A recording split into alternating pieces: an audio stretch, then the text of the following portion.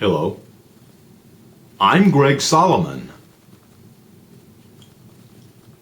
Well, folks, I haven't made a video in a while.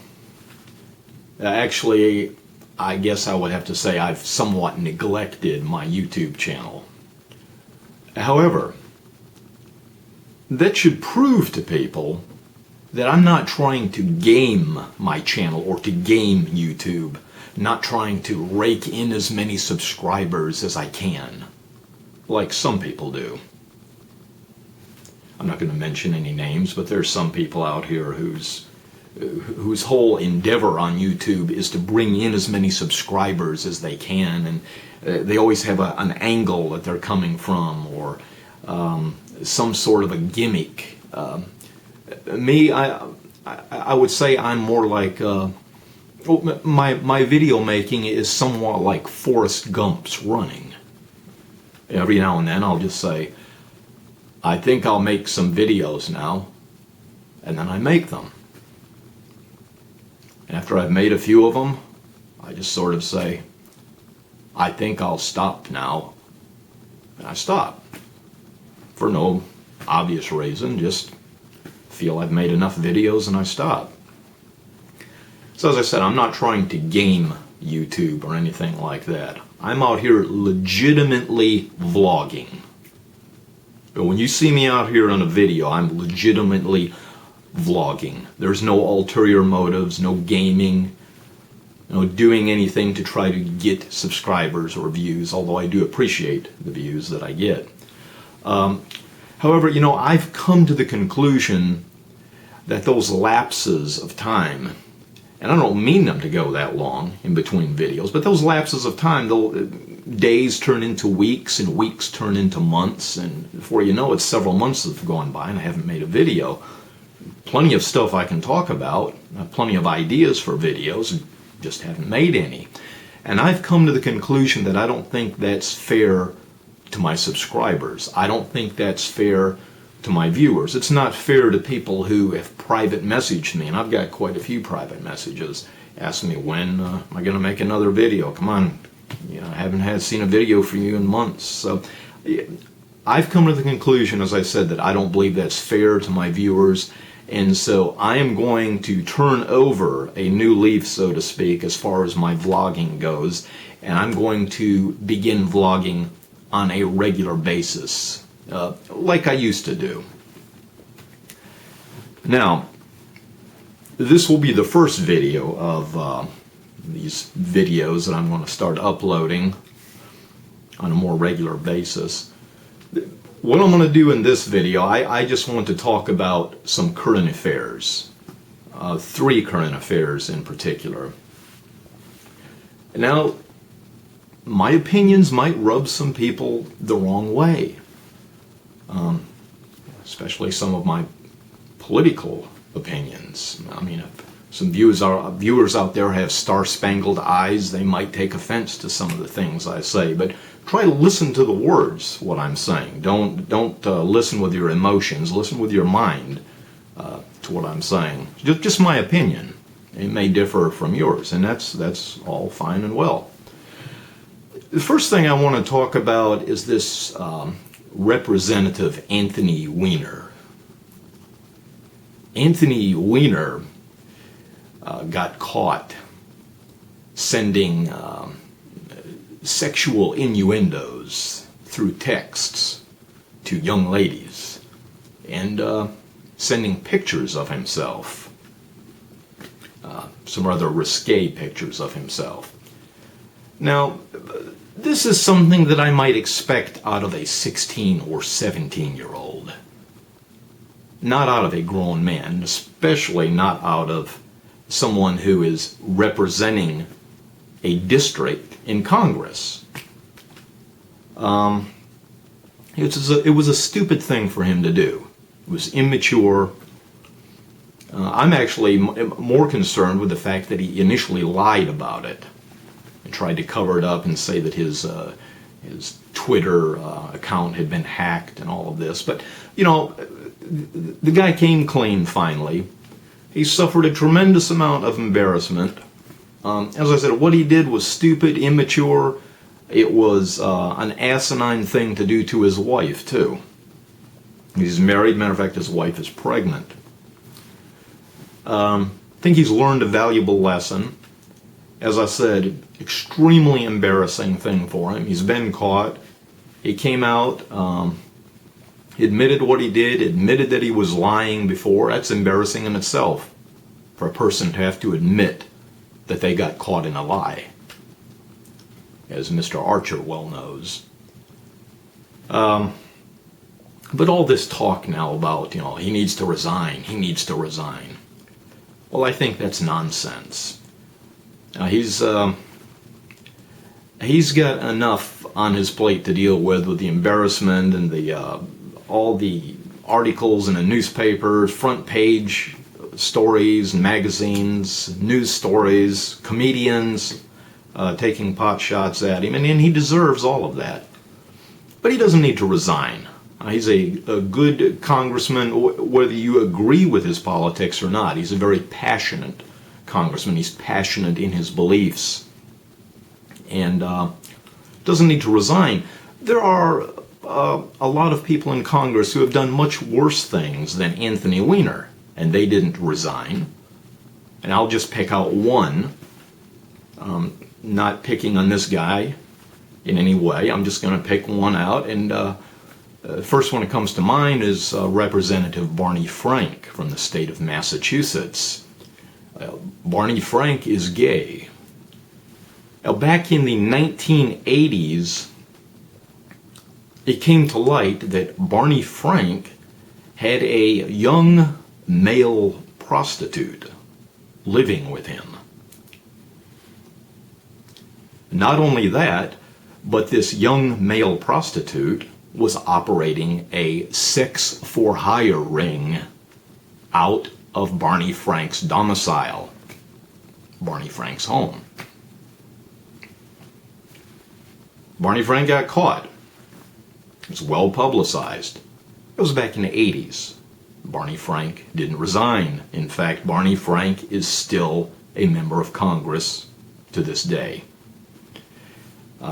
I think that's considerably more serious than this nonsense and tomfoolery and immature BS that Anthony Weiner was caught doing. And so it's my opinion that Weiner should stay, not resign. Okay, number 2 current event. It's still sort of a current event. It's something that was supposed to happen in May, and now it's been updated to October. This preacher, Harold Camping, elderly gentleman, supposedly has studied the Bible for 50 or 60 years. And through all these years of studying the Bible and calculations that he made through the Bible, he came to the conclusion that doomsday was going to begin and the rapture, the Christian rapture, was going to occur on May 21st of this year. The rapture, of course, if some of you aren't familiar with that term, some Christians believe in it, some don't. But supposedly when the rapture occurs, the Christians will just disappear, and they will be taken up into the sky to be with the Lord. So, and all around the globe, they'll just disappear. If you're at the dentist and you're not a Christian, the dentist is a Christian, and he's drilling your teeth, and the rapture occurs, phew, he's gone. Car mechanic working your car, gone. I suppose a train engineer or bus driver, gone. Non-Christians need to run up and grab the controls and bring it safely to a stop. But anyways, that's what some Christians believe, and this Harold Camping said it was going to occur May 21st. Of course, May 21st came and went, and nothing happened. Now this preacher, after he went into hiding for a couple days, didn't want to show his face, nor the egg that was on his face. But he finally came out after 2 or 3 days and gave an interview, and And he said, well, he had miscalculated. It wasn't really May 21st. It's October 21st of this year, 2011. Well, I can assure you people that October 21st of this year will come and go just as assuredly as May 21st came and went. The world will not end, doomsday will not begin, and the quote-unquote rapture will not occur. I have heard these stories about the world going to end and different dates for the world ending. I have heard these stories since I was a boy. I have heard different dates since I was a boy, all the way up to the present day. The decade of the 80s was a big decade for the world going to end. Supposedly it was going to end in 1982. The planets were going to align themselves. All of the planets, and the gravitational force from those planets supposedly was going to wreak havoc on the Earth. And it was going to usher in doomsday.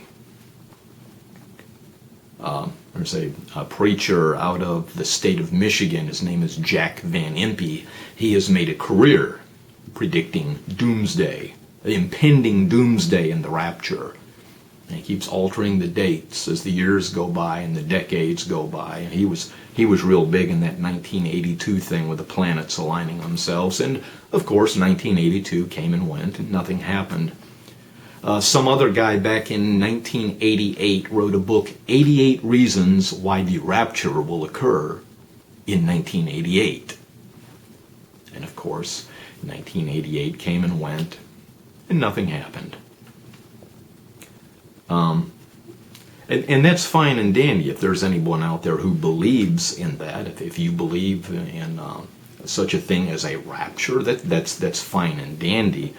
But this business of publicizing it and putting up billboards, I mean, Jesus, this guy had billboards all around the country stating that the world was going to come to an end on May 21st, or at least the beginning of the end on May 21st. And of course he paid for those billboards with donations. Donations by, well, you've heard me use the term sheep before. I don't want to criticize anyone out there who might believe that, but you can put the pieces together for yourself. I think you'll see where I'm coming from. Now, the third thing I want to talk about is Mr. Osama bin Laden, the death of Osama bin Laden. When that initially happened, I happened to be up late Sunday night. I was watching television. Of course, I watched the news. It was on the news, and talked about Osama bin Laden. Of course, for the first 2, 3, 4 days, the story had a certain spin on it. Spin doctors in Washington put a little different spin on it than what actually occurred. He was supposedly armed. He was using a woman to protect himself, hiding behind her, using her as a shield and all this. And he wouldn't surrender. The Navy SEALs had to kill him. Well, come to find out, after several days went by and the picture became a little clearer, what happened essentially, he didn't use a woman to shield himself. He wasn't resisting. He wasn't armed. The SEALs came in. When they came into the room where he was at, they essentially killed him. Put a bullet in his chest and another one in his head. Now, regardless of what your opinion is of Osama bin Laden, the one thing about Osama bin Laden is he was a very wealthy man. He was a multi-millionaire. His father started a construction business in Saudi Arabia. And it was a very, very lucrative and profitable construction business. Matter of fact, to this very day, Bin Laden Construction is a huge construction business in Saudi Arabia.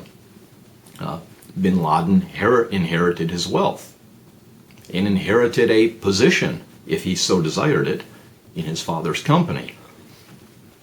If he wanted to, he could have lived a life of ease, opulence, and luxury.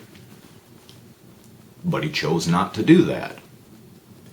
Instead, he used his money, his resources, his time, actually spent his entire life fighting for a cause that he believed in. That's just the way it is, folks. I mean, regardless of what your opinion might be of him, I'm not saying good, bad, or indifferent. I'm just speaking from a neutral perspective and just saying that the guy could have lived any type of lifestyle he wanted to. That's why it was so darn hard to find him. Why years went by. They wouldn't turn him in over there. Nobody would turn him in because it was like a folk hero. It's like a folk hero over there. I mean, here's a guy, they know he's filthy rich. And he's using his money and his resources to fight a cause that he believed in.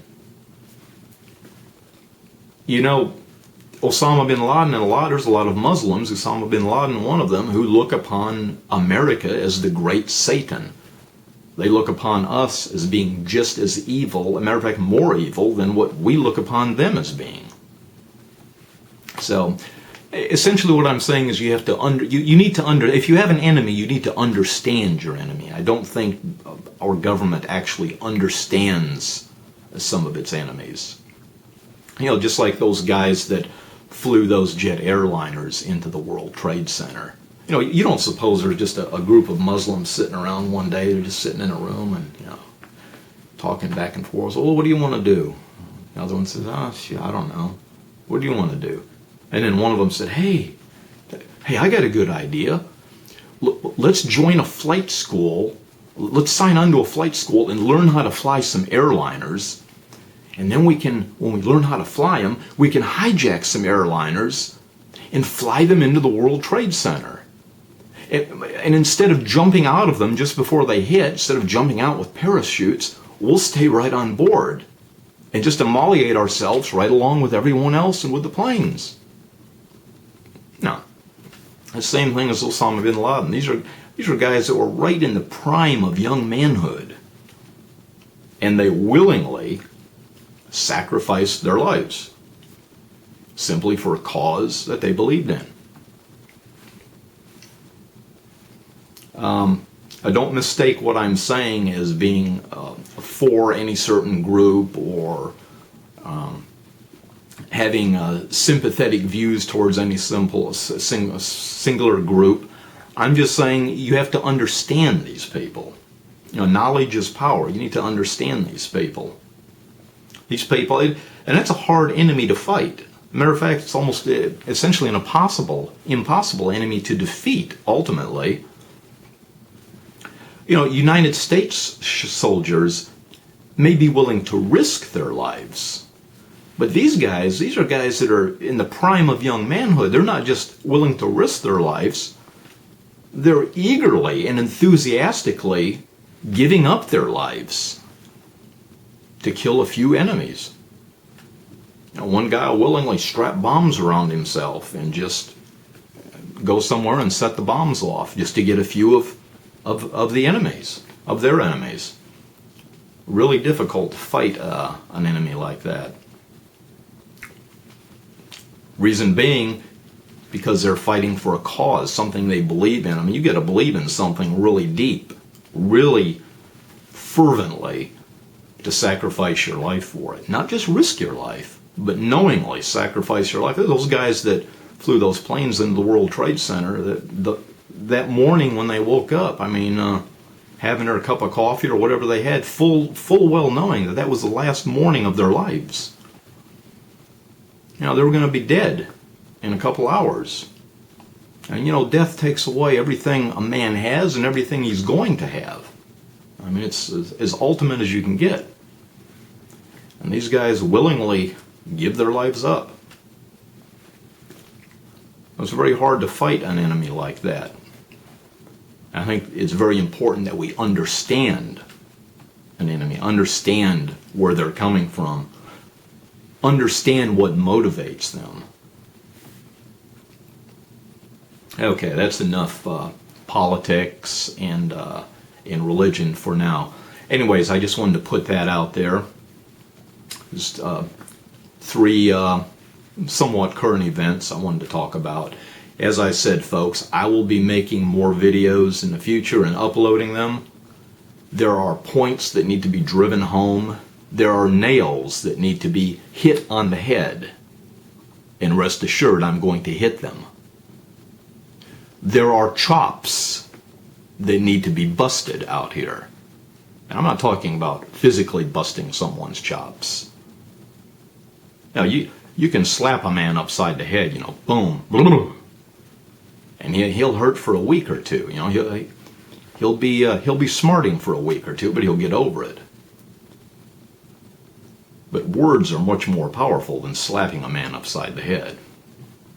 You know, words can pierce him right to the essence of his being. And as I said, there are chops out here that need to be busted, and rest assured they will be busted. I think some of you know who you are. Okay, folks. I'll also be doing another update of my Chevelle. That is progressing along very nicely. You people that have private messaged me, thank you for asking about it and inquiring about it, and I will upload an update video on that soon. As I said, more videos will be coming. Until next time, this is Greg Solomon. Take care.